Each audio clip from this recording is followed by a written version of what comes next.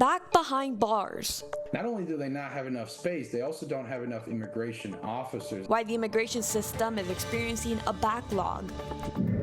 Speaking out. really loud. Boom. Over his encounter with the U.S. attacks on Venezuela. Flu numbers spiking, healthcare experts preparing for the worst. And the big game just a week away. I'm looking forward to some conflict in the future. Miami fans reacting to who the Canes will play against for the national title. These stories and more coming up on Newsbreak. Hello, South Florida. I'm Sara Mallorca. I'm Rachel Quendo. Today is Monday, January 12th, 2026. Live from the Lee Caplin School of Journalism and Media in North Miami, this is Caplin News. We are learning more over the strikes from the U.S. towards Venezuela. During the capture of Maduro by U.S. Special Forces, one person visiting his family in Caracas for the holidays was there, witnessing it all unfold. Caplin's Julian Lescano is live from Washington, D.C. and has more on this harrowing story. Good morning, Julian. Thank you, Sarah and Rachel. Just last week, the Trump administration launched coordinated attacks with U.S. Special Forces to capture Venezuelan President Nicolas Maduro in his compound of Caracas. Well, I was able to speak with a witness who was on vacation for the holidays visiting his family when he saw the entire thing happen just above his house. Explosions lit up the sky over Caracas shortly after 2 a.m. on January 4th. U.S. officials said the strikes overhead were part of a coordinated military operation aimed at neutralizing Venezuelan air defenses and clearing the way for U.S. Special Forces to enter the country. Eduardo Jaime was visiting his family in Caracas for the holidays when the attacks began. 2 a.m. from the second, I was in my bed and I heard a boom, but it wasn't like fireworks. It was a really loud boom. And I said, what the hell is that? Is something happening? And then I heard another boom.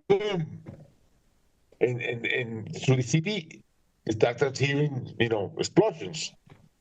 Just after 2 a.m., explosions were heard near his home. From inside the house, his brother recorded video of what was happening outside, capturing bright flashes in the sky, powerful blasts, and a city gripped by fear and uncertainty. El búnker de Maduro. Y ya las telecomunicaciones que también lo volaron. There is a power station close by.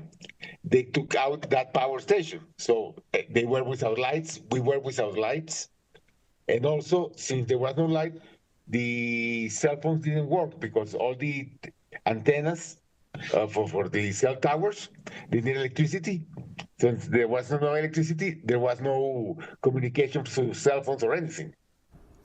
And Eduardo was safely able to make it back to his home of Bogota, Colombia, but fears of tensions rising still plague the minds of people like Eduardo and many other people like Eduardo, like Venezuelans across the country.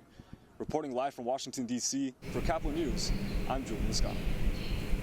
President Trump warns Cuba to make a deal about Venezuelan oil or face consequences. The president said on a social media post yesterday that no more oil or money would be sent to Cuba, urging Cuban officials to make a deal soon. He also said that security services from Cuba for Venezuela would be ending. Cuban President Miguel Diaz-Canel rebuffed, saying the island is independent and won't be bossed around.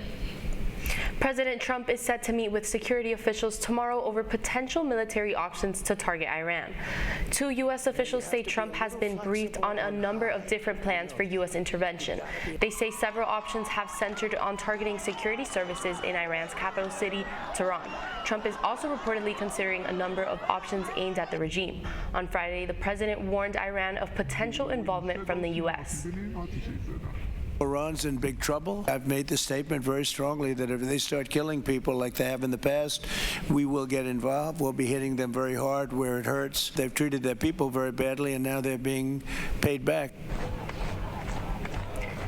This comes after a U.S.-based human rights group says at least 65 people have been killed and more than 2,300 have been arrested over the past 2 weeks following intense protests against the regime. This flu season carries the most cases for respiratory illnesses since 1998, with professionals saying cases are likely to climb. Flu cases are skyrocketing nationwide, topping an estimated 15 million, with multiple states facing high or very high levels of the flu.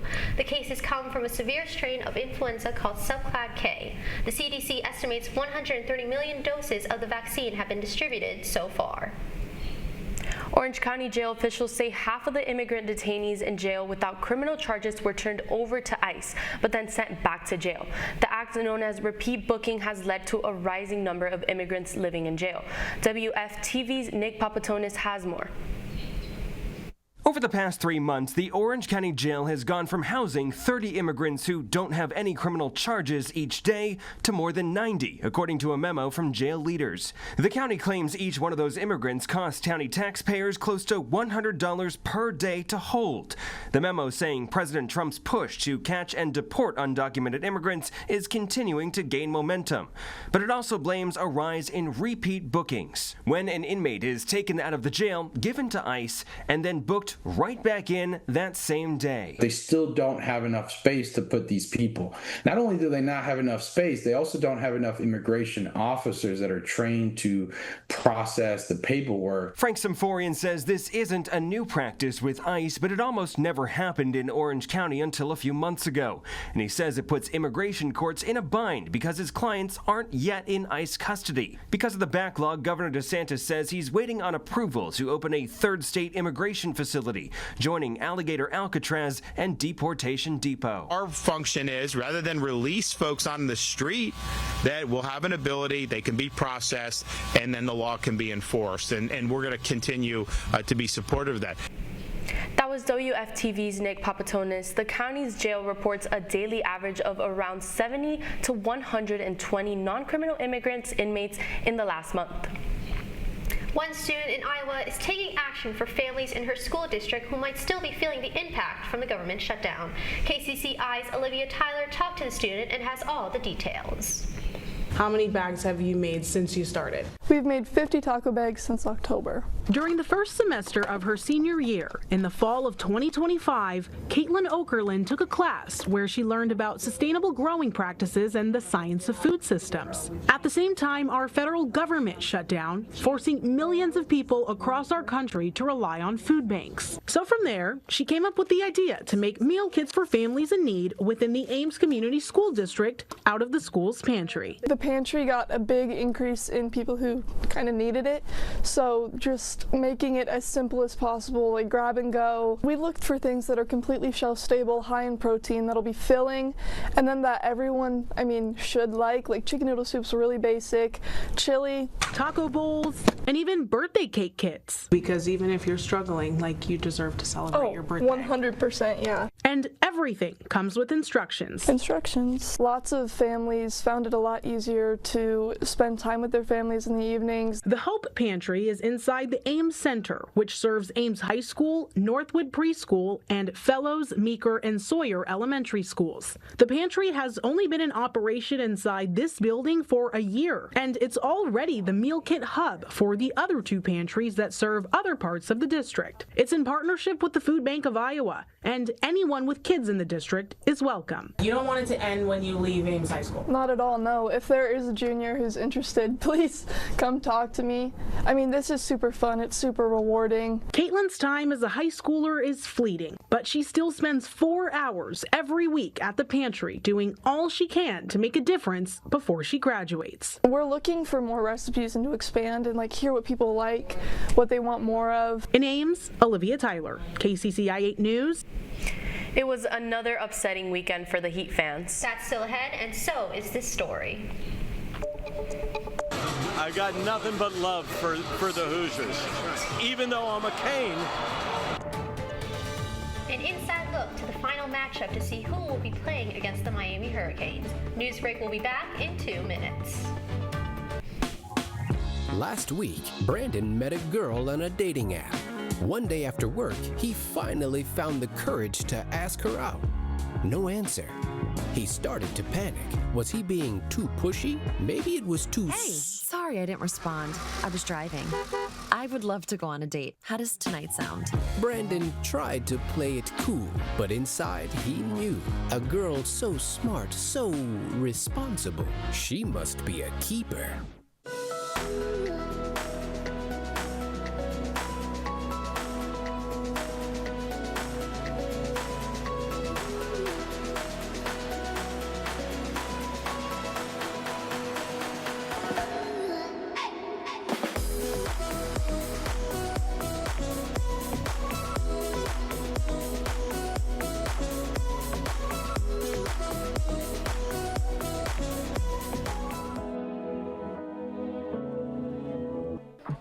How do you know when you've made the right decision?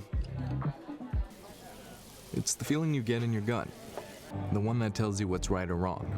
It's the one that says, sure, I can have a drink. Or the feeling that says, okay, I've been drinking. Now what?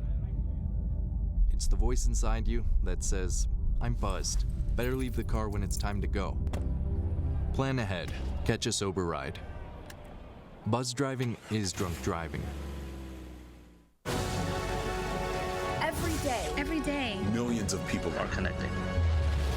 And even though we're overcoming obstacles, watching each other's backs, and banding together, we should still make an effort. We should still make an effort to get to know each other on a deeper level. Father, cosplayer, mentor, actor. It's time we take a step forward. It's time we take a step forward. Come together and discover how accepting our differences can make us stronger.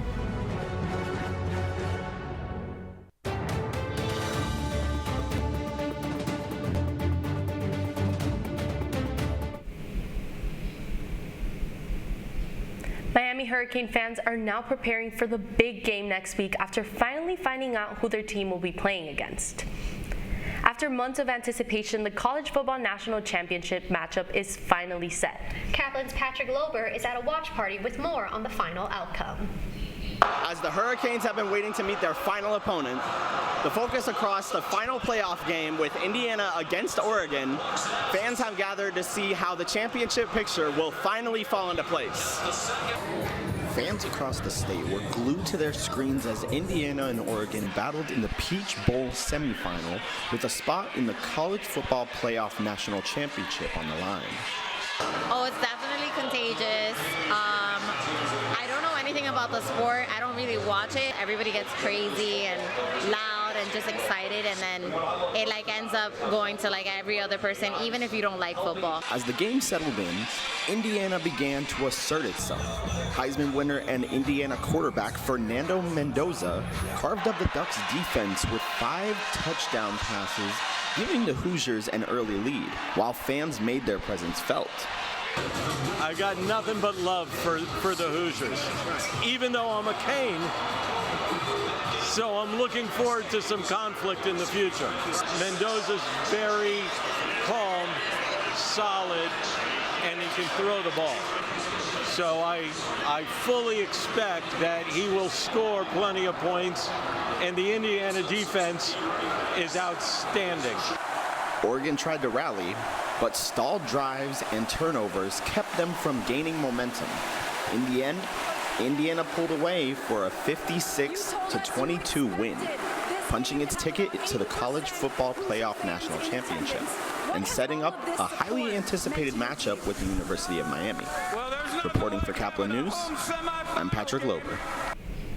The Heat gave up a loss against the Oklahoma City Thunder last night.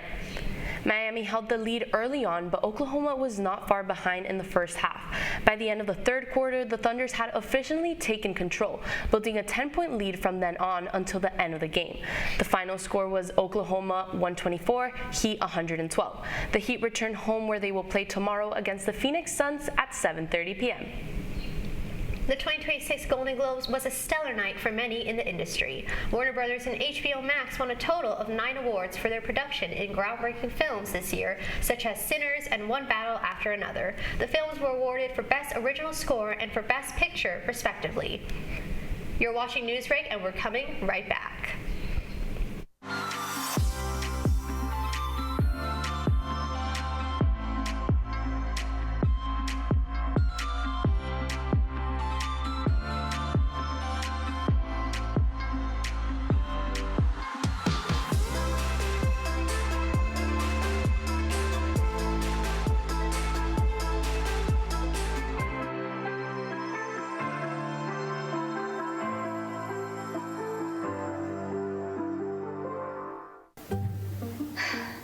could really use a new tablet. I just don't have the money.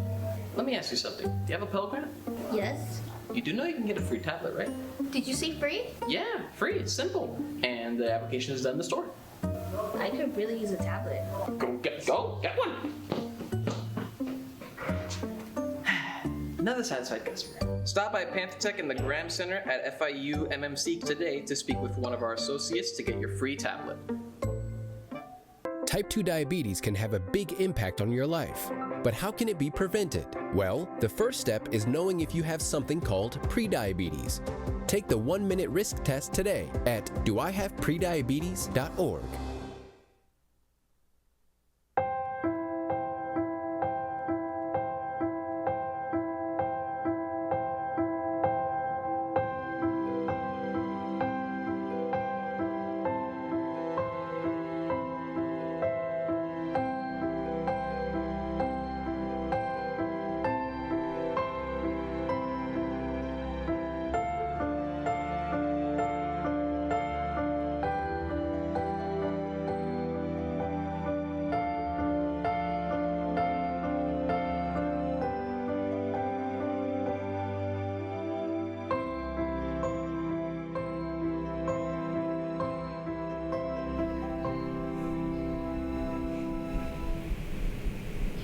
That's all the time we have for Newsbreak today. I'm Sara Mallorca. I'm Rachel Quendo. Get more news anytime at caplinnews.fiu.edu.